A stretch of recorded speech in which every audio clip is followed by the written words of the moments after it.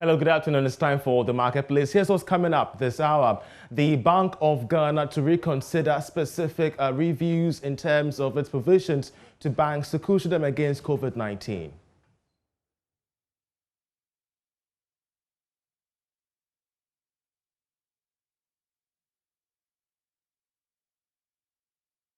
Also coming up, President Akufo-Addo storms authority against the smuggling of fertilizer out of the country. The fertilizers are being given to our farmers at a subsidized price. These subsidies are being borne by the Ghanaian taxpayer. They are the responsibility of government and therefore of the taxpayer. Also, cost of bread in Kumasi increases as bakers cite the rising cost of raw materials for production. Everything is gone up. Anytime we say we want to increase it, the smaller bakers wouldn't join. So when my sellers go out, they bring the product saying that the people still wanted 5 cedis. We have all these stories coming up shortly after this break this day.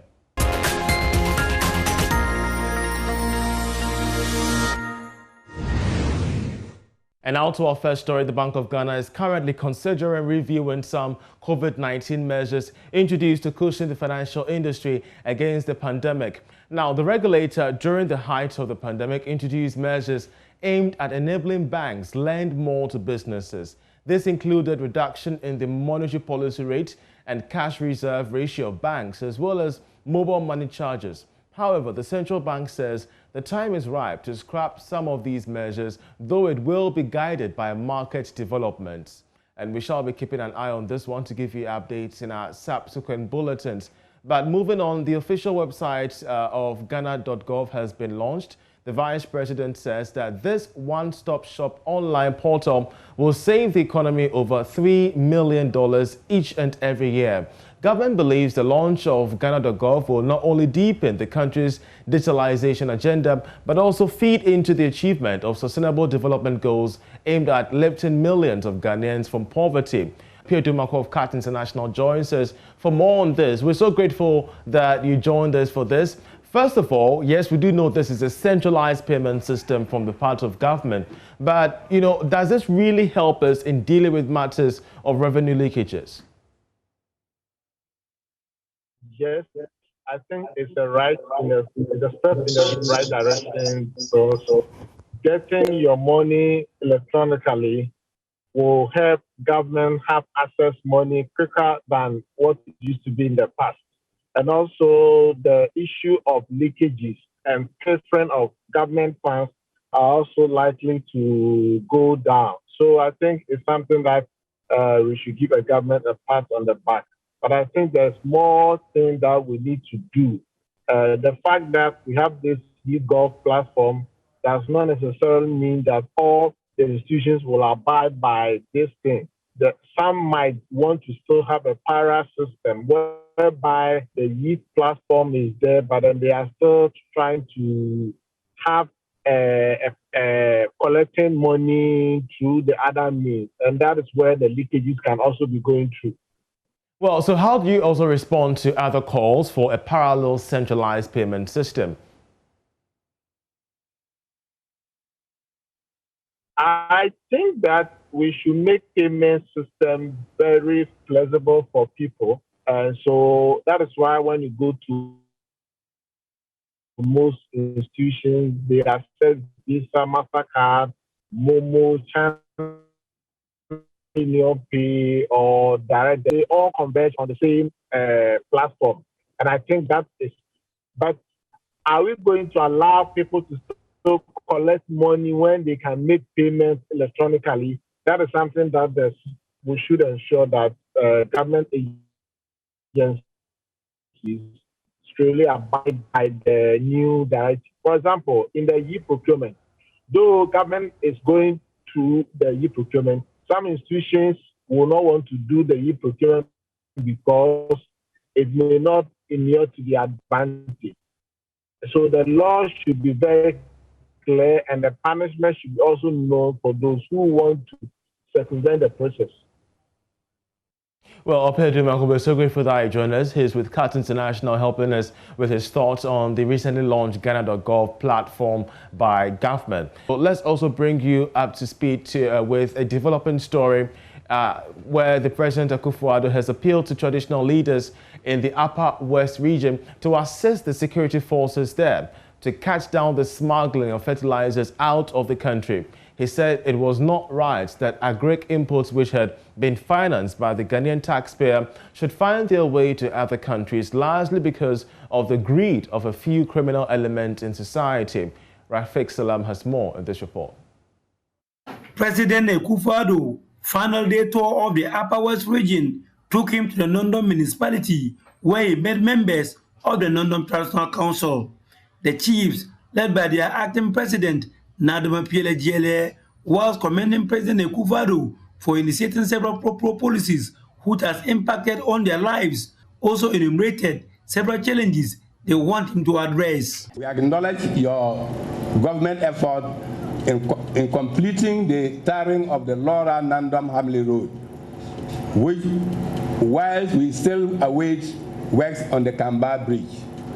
Also, the construction of the Nandom Coast to that road has stalled. We wish to appeal to you to facilitate the resumption of work on that stretch of road. President Akufo-Addo thanked the people for voting to retain him in power alongside Interior Minister Ambrose Dere and recalled what their partnership has brought for the people of the area. Last year and the year before when I came, one of the big preoccupations of everybody in the Upper West was the incidents and spate of armed robberies in the region. With the active support and engagement of your own very worthy son, the Minister for Interior, Ambrose Dere, we've been able to work on the matter, and today armed robberies in the region have reduced significantly. Use the opportunity to appeal to the people to work in tandem with the security services to halt the smuggling of subsidized fertilizer into neighboring countries. About 13,500 bags of subsidized fertilizer valued at 1,602,000 Ghana cedis were smuggled into Burkina Faso through the Sasala West district last month. I want you to enhance your cooperation with the security agencies so we can stop the smuggling of fertilizers from Ghana to our neighboring countries. The fertilizers are being given to our farmers at a subsidized price. These subsidies are being borne by the Ghanaian taxpayer. They are the responsibility of government and therefore of the taxpayer. We should not allow a few greedy criminals to take fertilizers subsidized by all of us across to sell in Burkina and Faso. They are bringing disadvantage to all of us. The president earlier was at Lamuse, where he met the chiefs and some developmental heads in the district. Paramount Chief of the Lamuse traditional area, Kuro Isaka Kazier II, commended President Akufo-Addo for the stream of programs and projects initiated which are of immense benefit to the people. He, however, appealed to the president to go beyond the Northern Development Authority and other funds to help poor districts in the northern Gulf of the country. I would therefore wish to add my voice to the call to the President of Ghana to consider giving Northern Ghana a special package beyond the $1 million per constituency, because you have put me in the Northern Development Authority. It is really a challenge, because it is woefully inadequate to be able to bring about any development to Northern Ghana. One of the reasons why President Akufo-Addo is in the Upper West region is to see for himself the challenges that is being faced by the people. For the past 2 days, he has been here and has seen it all. It is therefore the hope of the people that the president will do a quick fix on these challenges. Reporting for JoyNews, Rafik Salam, Nandom. Well, let's now move to the agri sector. We started with President Akufo-Addo on matters regarding fertilizer smuggling. Well, in Kumasi, there is an issue with the price of bread. Some bakers in the region have increased the price of bread, citing rising cost of materials for production. Beginning, that was yesterday, a loaf of bread priced at 5 cedis is currently being sold at 6 cedis. That's a 60% jump by some leading bakeries there. We have more on this developing story from Kumasi. Flour, milk, margarine, sugar and yeast are common ingredients used in bread production. The prices of these imported ingredients have shot up on the markets. Merchants say increases in fuel prices and freight charges at the ports account for the price hikes. The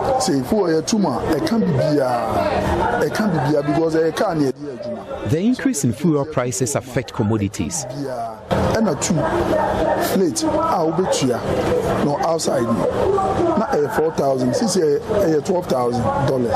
Every week you hear a new price. Every week or two you hear a new price. The producers are also telling us the subsequent week we're going to have another increase of 5 cedis, meaning that we're having 10 cedis for only this month, and it's not going to stop. So we get to know that fuel, the prices of fuel is stable, the fleet is stable, and then other things like the taxes are also stable. We're going to have the increments day in, day out.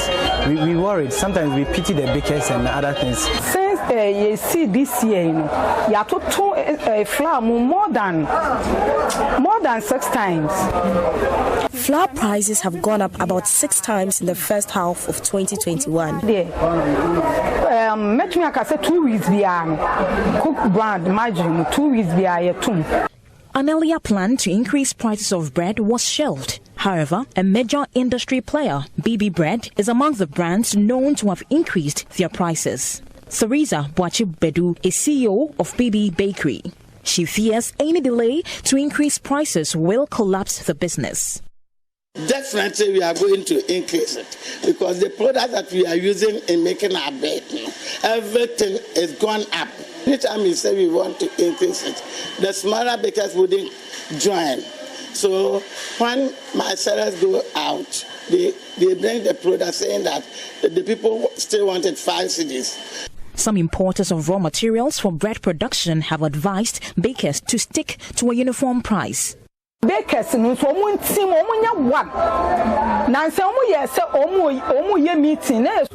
should come up with a uniform price.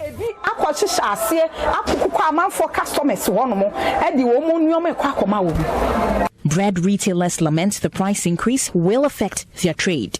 Say cities no MY ka omonte so my 5 cities. What is omodun say enema na dos more. The new price is not favorable. 5 cities. And apemu a yenua ba ko bae. One basket no de bae 7 o'clock. Ya to 10 kind of sisi wo. Our consumers are refusing to buy. My colleagues haven't sold much bread since morning. So, what are consumers saying?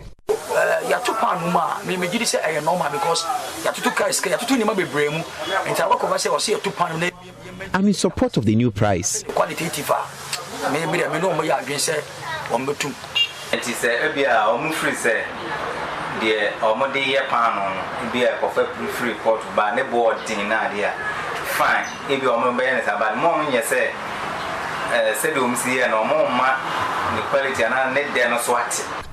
The quality of the bread should be maintained if prices are increased. Mona Lisa Frempong reporting. Still on the agri sector, let's now bring you a report on greenhouse financing and the need for government to install more investment within this fragile industry. Here's more. The Executive Director of Agri-Impact and West African Greenhouses, Daniel Akwe, says if Ghana can move from cultivating 23 hectares of greenhouse to 64 hectares, the country can achieve the 20% importation of vegetables, and that will also slow down drastically the increases in price of foodstuffs. If we want to make significant impact in getting tomatoes and vegetables from greenhouses, then these small quantities of greenhouses and small area is not going to make the necessary impact. let's say, surface area from the current 23 to even 64 hectares. If we are able to do 64 hectares of greenhouse surface area, we'll be able to tackle about 20% of the imports that we are getting from Burkina Faso and other West African countries. And at the same time, that 64 hectares is likely to generate more than 2,000 direct jobs. Mr. Akwe also called on government to invest in infrastructure, including roads, to facilitate the operations of greenhouses earmarked at JoyNews, a suburb of Tema. We need to build more of these greenhouse enclaves, and the government should also facilitate development of infrastructure on this land. When we came here at JoyNews, the land was there, no electricity, even though there's dam. Connecting water from 1.5 kilometers from the dam to the site was no joke. And even connecting electricity, high tension, from the last point to this site also was not easy. Our road is so bad, but I can't invest in road. I mean, that is beyond our budget. So what we will request government to do is that once they earmark the place as a greenhouse enclave, at least the basic infrastructure, water, electricity, and access should be made available. Agri-Impact, together with West African Greenhouses and Ghana Exim Bank, unveiled a 5,000 meter square tomato greenhouse on the 9th of July 2021. You're still watching The Marketplace. Solar Taxi, an e-mobility company providing affordable and sustainable transport, has been visited by the former president of the Swiss Confederation and current Swiss Minister for Environment, Traffic and Energy, as well as Communications, Federal Councillor Simonita Sumurga. Federal Councillor Sumurga was impressed with the operations of the company, which employs about 90% female engineers. Nicholas Brown has the rest of the story. Federal Councillor Sumurga visited the company to witness first-hand operations of the industry, which is into the design and logo assembly of electric vehicles. The company also sells, rents, leases, and also provides charging points and maintenance for electric vehicles. According to her, Switzerland is a global pioneer of climate protection, having set a standard for international climate projects that respected both human rights and nature. Therefore, the operations of Solar Taxi are among those that her country applauds. Switzerland has this new strategy together with different African countries, also with Ghana, to promote also vocational training. That means, as the young ladies did here, they go to the academy, but they have also the training and the practice here in this garage. And I think this is very important to have the theory. This is important, but also the practical training. And this is exactly what they are doing here. And Switzerland promotes that because in our country, for young people, it's very important not just go to the university, because they have not the practical training, but they need the practical training. That's exactly what they are doing here. I'm very glad, because on the one hand, I think this is really, these are the future jobs. So these ladies and young men also who are here, they will have a job also in the future. The co-founder of Solar Taxi, George Kojo-Apia, said the company is grateful for the visit. He further indicated that the company is looking at training more engineers, and as a result, there is a need for some financial support. Our collaboration with government is just going to get better and grow forward going on. Currently, we definitely need a lot of support coming in. For instance, when we want to put up our assembly plants and all that, we are looking for support to make it easy in getting some of our machineries and all parts comes in and all that. And this is a new industry, so we want to work with the government so that in areas that there has to be policy support, we can identify that and support equally. Hopefully, by the end of September, we should have our charging spots and public ones. We can't do charging spot, but it is for individuals. It's not for the public. But we hope to do public ones so that then anybody with electric car can charge from that. So this is also an area that we need government support to get in there. Belinda Akaba, a female electrical engineer with Solar Taxi, shared her experience with Joy Business. Here at Solar Taxi, we assemble electric vehicles and motorbikes from scratch, and we perform maintenance on the cars. We also build charging station for the electric vehicles, and we also install solar panels too as well. Talk to me about the ones that you have been working on. Okay, so this one of our bikes. We have different types, so this is one, and this is our ESC, the electronic speed controller. We have our LED battery here. We have a lithium ion battery here. Then we have our main cable that is running through. So I have to do all the connections here. So from the ESC, I have to pick a cable from the battery and connect it. Okay. Some are coming from the headlights. Okay. Some are coming from the tail lights. We have some coming from the trafficator lights. We have the DC to the DC converter, and this one powers the tail lights, the headlights, and the trafficator lights too as well. So you are working on this particular session yourself. Yes. And after you are done, then you would have to make sure that it's actually a moving bike before I move it to the next section for them to cover it with all the plastics. Then we run all the tests on it, no load tests, load tests, before we give it out for operation. While in Ghana, Federal Councillor Sumarika signed 2 landmark agreements with her Ghanaian counterparts to boost bilateral and economic development cooperation between the 2 countries in the fight against climate change for the years to come. Well, green financing remains one of the key challenges facing entrepreneurs within the agribusiness value chain. To this end, the Member of Parliament for Koliklote, Senator Rawlings, has called for strategic partnerships between public and private to boost this industry. We have more in this report. AgriHouse Foundation, in collaboration with the Office of the Member of Parliament for Koliklote, Dr. Zaneto Rawlings, has launched a National Agricultural Capacity Building and Business Setup Roadshow.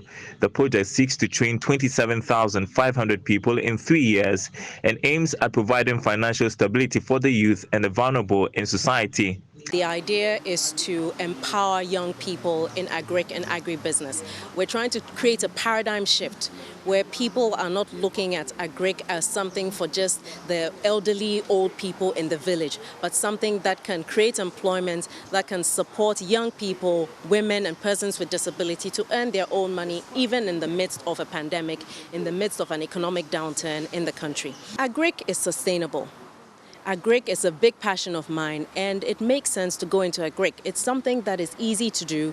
It's something that is healthy, the health benefits, especially at a time like this when the issue of health and our immune system is so much in the center of issues because of the pandemic. If we're talking about issues like galamsey and, the degradation of our environment, and we're saying that people should stop doing that, which they should, we must also provide them with an alternative that also provides them with the financial stability to help them see the reason why they should come into this kind of thing and move away from harmful things like the engagement in crime, armed robbery, and galamsey. The project seeks to provide a ready market for participants after the training. The first outgoer, Pabs Food Limited, has pledged its alliance to the project and invested 100,000 Ghana cedis. So Pabs Foods Limited operates with international standards. And so we thought if we get all our animals, which is the case from our farmers in Ghana, and we look at international standards, why don't we make sure that the international standards that we're looking for when it comes to processing meat starts from the source, which is the farm? And so that is one of the reasons why we have joined. The other thing which motivated is the fact that we want to empower the youth. Today, as you know, the youth is the backbone of the economy, if I may say so. And so empowering the youth just simply means that we are empowering the nation. Founder of AgriHouse Foundation, Alberta Akosa, said the team is looking to support the setup of businesses at the end of every training session. We are hoping that in every region we should be able to not only build the capacity but support in the setup of the businesses. So like has already been mentioned, it's going to take 36 months and we're going to journey through all the regions, and that's why it's a roadshow. And then we are hoping that for each region we should be able to build a capacity of 200 people and then also give them the starter caps, the starter packs, which comes with the cage or the hatch, and then a female rabbit and the doe and then the ducks. that's the pack for those who go into rabbits, and then those who go into mushroom will support them with the structures. The National Agricultural Capacity Building and Business Setup Roadshow is a project aimed at training the youth, women and persons living with disability in rabbit and mushroom production. The project will run for 36 months in all regions, but will begin with a pilot of 200 people in the Kwale constituency for 6 days. And let's see how that goes. That's how we end this edition of The Marketplace. For more news, do log on to myjoyonline.com, where we have all the stories that could inform your business decisions today. Once again, many thanks for watching and enjoy the rest of our programs.